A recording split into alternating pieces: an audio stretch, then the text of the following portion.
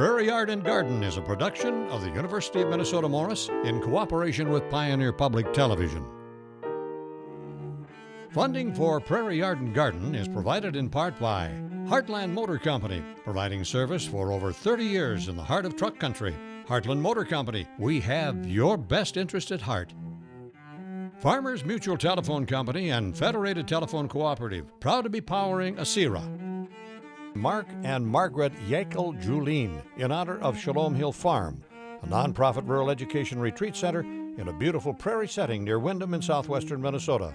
Shalom Hill Farm, shalomhill.org. Diamond Willow Advanced Care Assisted Living, providing custom homes with smaller settings designed especially for high care needs. I am so lucky. My husband loves plants about as much as I do. So many joyrides around the country somehow end up doing something or visiting someplace that has plants. Last year, I had heard about this greenhouse out in the country that might be fun to visit. Well, after church one Sunday, off we went to explore. I'm Mary Holm, and come along and you can see the nice place we found.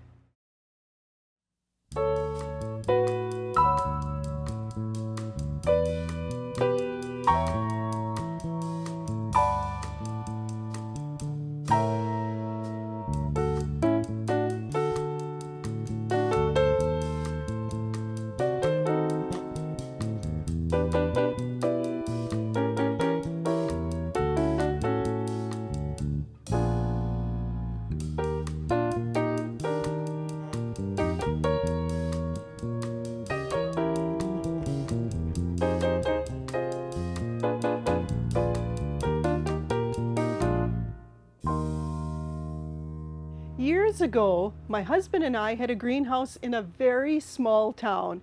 We always joked that we had about 450 residents in our town if we counted the dogs and cats too. Many of our customers came from quite a distance to shop and buy plants.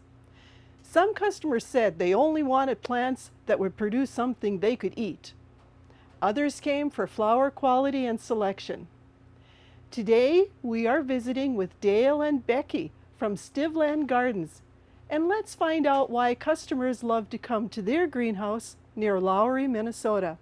Welcome, Becky. Well, thank you. Thank you for coming. This is really kind of fun, to get the opportunity to show our plants to other people. How long have you been in this location? We have been here a long time.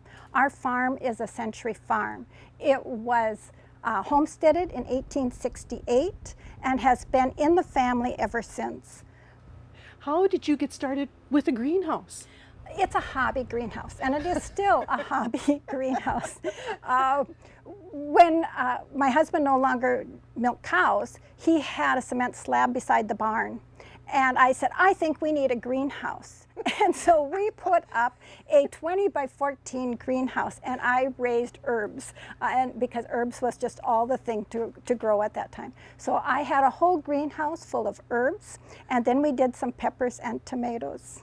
Going to the market all got started when Dale's cousin was going to the Wright County Swappers meet. And she goes, I've got a bunch of junk. She goes, do you want to bring some herbs and meet me there? And that's how we actually got started. So when did you start transitioning to growing bedding plants and having people come to buy from you? Well, we both worked full time, so we could not be open to the public at home. And so we raised a lot of bedding plants. And finally, somebody figured out what we were doing, and they came and they said, well, open up, open up. I said, we can't. If we're working full time, we can't open. Once we moved over here and I retired, then we really opened the greenhouses up to the public. Our daughter bought the buildings, our building site, the homesteaded building site, and we built up this in 99, 2000. And that was when we opened up to the public. We had 2 hoop houses over on the cement slab, and they were 14 by 96. And so Dale literally cut them in half and pulled them on the gravel road around, and we placed them over here. This greenhouse that we're in right now, That we bought used from up in Alexandria. Dale and I put this together by ourselves. Basically, some of the things that we've done is out of necessity. We had put down the black plastic, and over the years, because of the wear, it would get holes in it, and the ground settles and you would have puddles. And so we have taken and we've put rubber matting. We do have rubber matting that will go the entire length eventually. But that gives them something to walk on that they will not get wet feet. Can people get down the aisles with wheelchairs? Yes, they can. We have several people that come with wheelchairs, and it's so much fun to watch the expression on the people's faces when they come to visit us. And I see your benches. The things are not down on the ground. They are easily accessible, and I bet you your customers love that too. Yes, it took me a while to figure out how to place the flats onto the benches. As you can see, we do not have a lot of space between the benches. And so what we did in our placing is that we try to place, for every variety that we have, we try to place 2 flats from the aisle, so that if you go down our aisle, you'll basically see everything that we have in the greenhouse. I noticed that you really have utilized your space, and you even use rain gutters to increase your area too, your growing area, don't you? Yes, yeah, and that too was because of necessity. Being so small, we don't have room for a lot of the plants to really grow. And so we put the rain gutters up so that all the plants that would grow and probably hang, like the calibrachoas, we put those up in rain gutters so I can just let them grow and show the colors. The calibrachoas that I have on the benches, I trim those back so that they don't get moldy or musty. Now, when you grow your plants, do you start most of them from seed, or do you grow them from cuttings? Everything that we have in 4-packs and all the vegetables we do from seed. The flowers that are in the 4-inch pots, many of them are cuttings, but I also do a lot of them from seed. Becky, you have a lot of customers obviously that come and buy plants from you.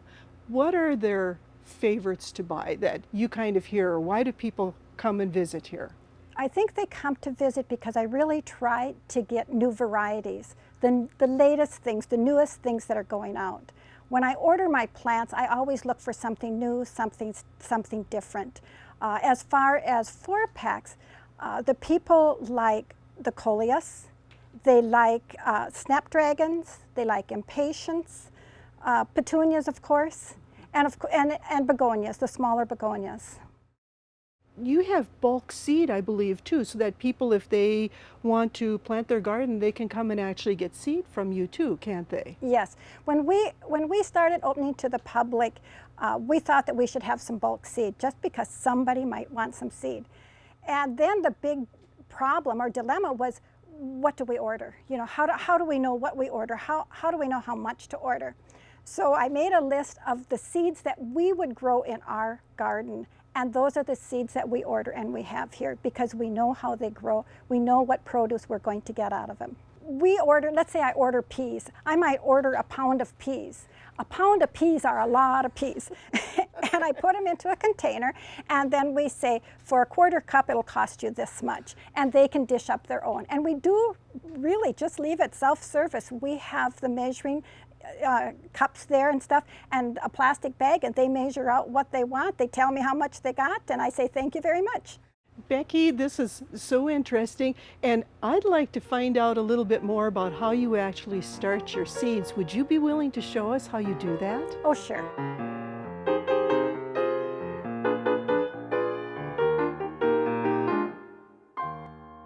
This is the area where we do all of our planting, our seeding, and our transplanting. It's not a very big area, but when there's just 2 of us working here, we don't need a lot of space. Sometimes we have to share, and that can be difficult. But when we start seeding, we basically plant everything into the seed trays like this. And we used to just sprinkle it on the soil, and we would get fairly good germination, but we have found by planting the seeds individually into the plug trays that we get a more even germination, and they're also easier to pull out and to transplant. It doesn't shock the roots quite as much. Yeah, that makes sense because they have their own compartment to grow. Right, yep. When do you start seeding? I start planting about the 3rd week of January. And then I have a schedule that I have made over the years that tells me about when I should plant, let's say, the zinnias, so that they will be a good size in the greenhouse before people come. And sometimes it's good and sometimes it's not good. It all depends on the weather outside also as to when people are going to come and visit us. Yeah, I'm sure Mother Nature plays a big part in that, yes. Becky, how many seeds do you put into each one of these little holes? We plant them individually, one seed into each.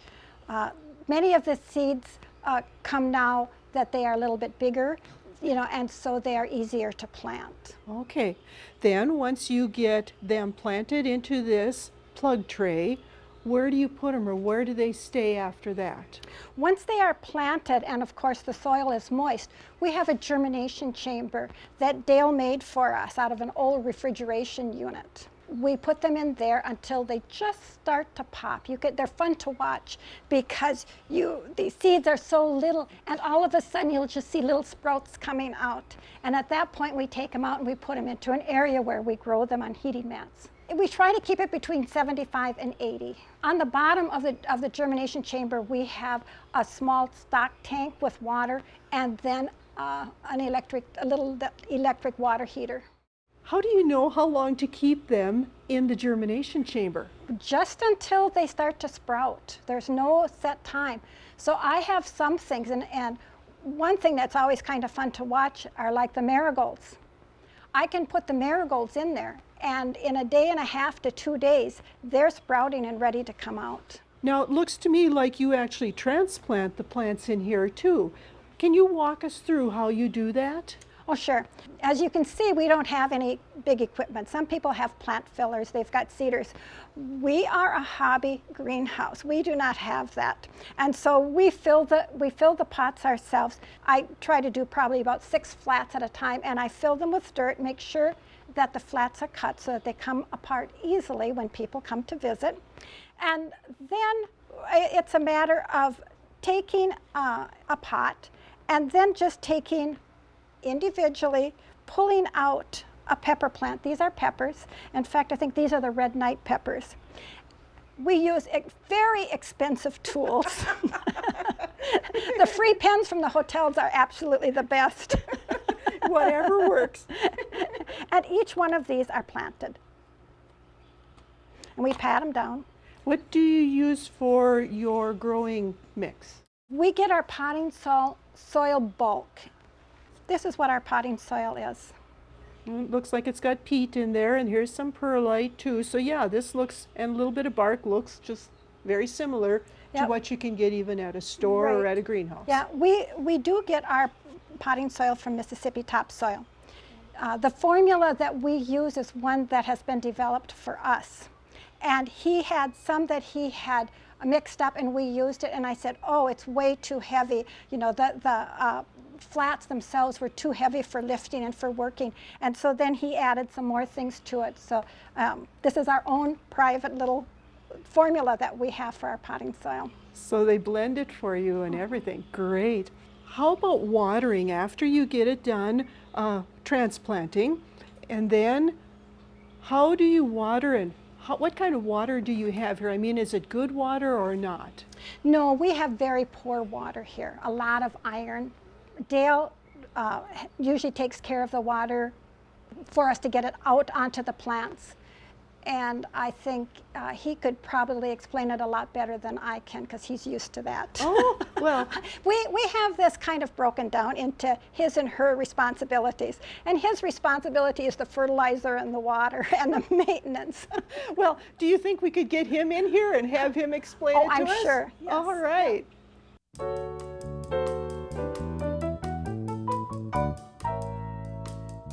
I have a question. I'm looking for a flowering crabapple. What should I keep in mind when I select one? Well, flowering crab apples are very popular trees in Minnesota, and for good reason. They're very hardy, they'll grow throughout the entire state of Minnesota, and they're absolutely beautiful in the spring. And so you really don't need to worry about any flowering crab apple you select will have beautiful flowers. They all do. Different shades of white and pink, and some are even into the rose-colored flowers. And they're beautiful, and most of them have fragrance, and it's a big reason that we love to have flowering crab apples in our yard. But I think it's really important to think about what that tree is going to be, how it's going to function and look in your yard year-round. And so really the best flowering crab apples, like this one that I'm standing next to, is Professor Sprangor. It's not a very nice name, and it's not widely available, but there's some others in the same group. And Professor Sprangor has beautiful flowers like other crab apples, but all summer it has nice dark green foliage. It's very resistant to the fungus diseases that cause many other flowering crab apples to lose their leaves starting in midsummer. This tree is starting to lose some leaves today because it's fall, and it's actually got some nice fall colors, some bright yellow leaves mixed with the beautiful yellow-orange fruit. So having the nice green foliage in the summer, a fall color in the fall, and then fruit. And what's really nice about this tree is that after all the leaves fall, the fruit will hang on all winter. And so it provides both really attract beautiful winter interest in your yard. Against the snow, it's just very, very beautiful. And all winter we'll see cedar waxwings, and later in early spring we'll see robins and a lot of other wildlife eating the crab apples. And so it's really a year-round tree with beautiful flowers, attractive summer foliage, fall color and fruit in the fall, and then persistent fruit through the winter. That's what makes a really high-quality flowering crab apple. Ask the Arboretum Experts has been brought to you by the Minnesota Landscape Arboretum in Chanhassen, dedicated to enriching lives through the appreciation and knowledge of plants. Dale, it sounds like you're the person in charge of some of these things that I have to ask about now. So tell me, at our house, our water is really yucky. How about here? That's bad, yeah. Do you have to treat it in order to use it for the plants? Yes. Well, it comes through the iron filter first, it goes through the water softener, and then it goes to the reverse osmosis. And reverse osmosis goes into the tank.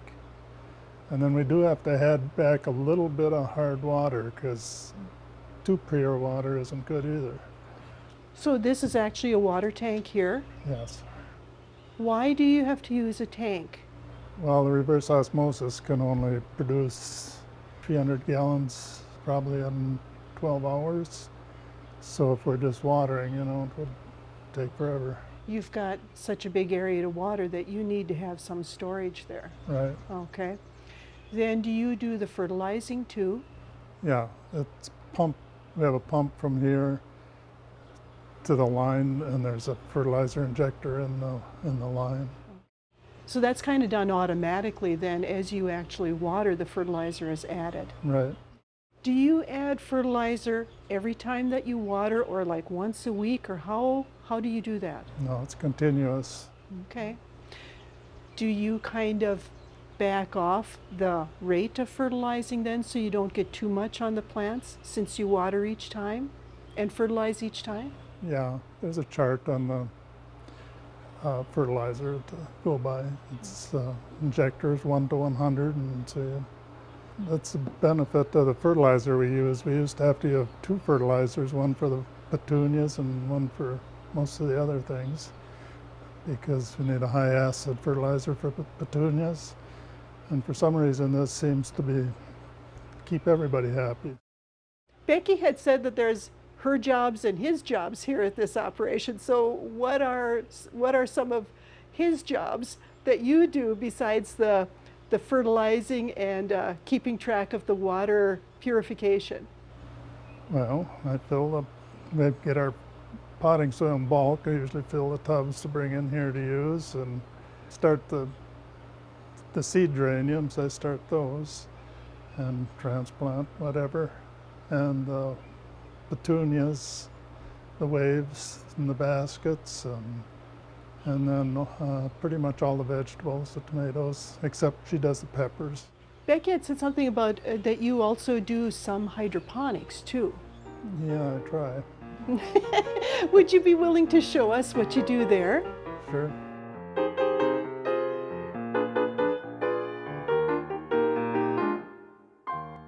Dale, these are some beautiful plants that you've got in here. Well, thank you. I just put them in here a day or two ago. And this is my hydroponics. I started them from seed, but now they're in here, and hopefully they'll be ready early before the garden ones. But I just set them in here. I fasten them. I got the strings coming down, fasten it to them, and they'll grow up. If I can keep them going long enough, they'll go. Sometimes even have to start letting them down and curling. Really? Yeah. They get that big. But I suppose if you tie them up, then they can't flop and you don't have to use cages then. Yeah, and then you just keep one stem. You don't have a big bush to deal with. They're just a stem, and You get more production, I'll bet you. hopefully, yeah. How do you water them then? Well, I have a tank here, and there's a pump, and it's on a timer, so I think it's set now 4 times a day for like 8 minutes each time it waters, and have the fertilizer mixed in with that. It's a special hydroponic tomato fertilizer, and the cucumbers are close enough so you can use the same fertilizer, so that Okay. works out pretty well. So are those the 2 main crops that you do then, is tomatoes and cucumbers? For hydroponics, that's the only ones I do, yeah. Okay. After the season then, do you keep on producing and then take them to the farmers markets? Yeah, as long as they'll keep going. Sometimes I have trouble, disease or whatever, but try to keep them going. Dale, I see that there is a pipe on the bottom of these pots. What does that do? Well, that's for collecting the excess water, drains into there. I haven't really got a way to recycle it, so it just goes on the ground. And then besides that, they have holes in them, so it keeps them evenly spaced, the pots. So. Do you use special varieties of the tomatoes and the cucumbers for your hydroponic? Yeah, we use the cucumbers, it's Eisnick. It's basically made for hydroponics. And the tomatoes, I experimented with a lot of them, and then I'm still experimenting. So. Okay. That is a kind of a work in progress yet, Yes. huh? Okay. Too stubborn to give up. Well, I'm sure that your customers appreciate all of this good fruits and vegetables that you produce here. Thank you so much for telling us and showing us the he part of your operation.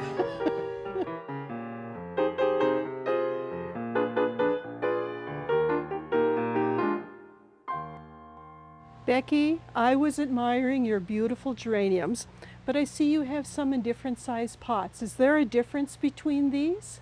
Yes. Interestingly enough, the one in the big pot, this is a seed geranium. And we put it in the big pot because the plants get so big. If we put them into a 4-inch pot, you can see that they would have already outgrown their pots.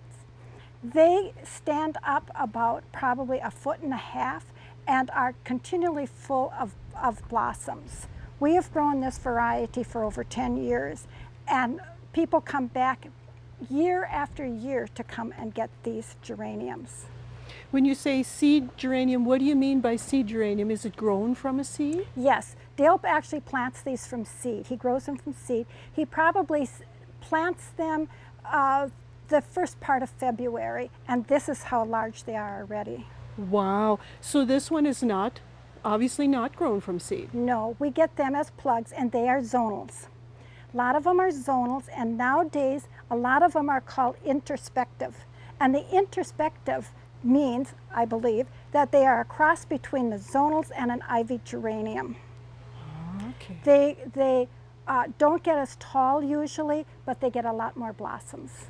Okay. Well, no wonder you're so well known for your geraniums. These are just beautiful. And you have them well marked too. Your signage is very good. Do you buy your signs? Oh no. Oh, a few years ago when we were going to the farmer's market, we decided that we needed to have signage to tell people what it was they came when they would come by and look at our tables. My daughter built us a database that has all the plants that we have, and so each year if we get new plants, which we do, we have to make new signs and put them out. But it tells them, how tall they grow, if they do better in the sun or in the shade. You know, but it works really well for us. With this database, we can also print all our own stakes for the vegetables, which is really helpful, especially with the peppers and the tomatoes, that people know what kind of plant they're getting. Great information. With all of these plants that you grow, do you have any trouble with insects or bugs on them? You hate to admit it, but yes, we do. Okay. The ones that are the worst in a greenhouse are the white flies, aphids, and the thrips.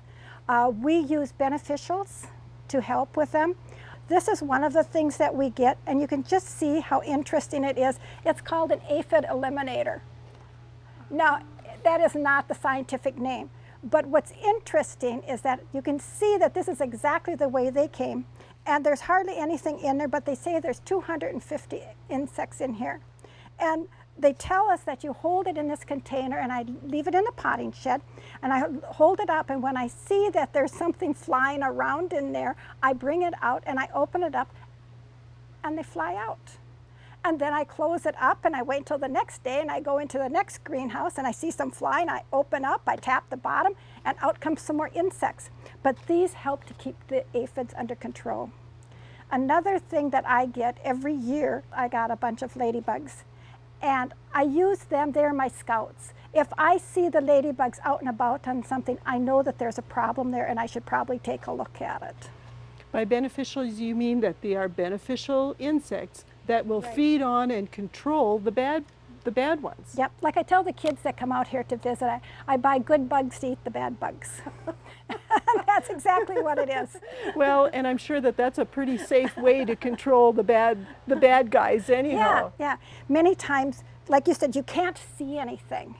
And you're just taking the word from someone that this is going to work.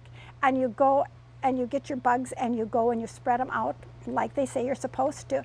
And I have to say, especially like with the thrips, it has helped so much, because especially like the dahlias, you could tell immediately that there were thrips on. And this year I don't see that damage like we have had in other years. Becky, this has been so interesting, and you have so many beautiful plants. Thank you so much for letting us come out and see your wonderful place. Oh, you're welcome, and thank you for coming. Funding for Prairie Yard and Garden is provided in part by Heartland Motor Company, providing service for over 30 years in the heart of truck country. Heartland Motor Company, we have your best interest at heart. Farmers Mutual Telephone Company and Federated Telephone Cooperative, proud to be powering ASIRA. Mark and Margaret Yakel Julien, in honor of Shalom Hill Farm, a nonprofit rural education retreat center in a beautiful prairie setting near Windham in southwestern Minnesota. Shalom Hill Farm, shalomhill.org. Diamond Willow Advanced Care Assisted Living, providing custom homes with smaller settings designed especially for high care needs.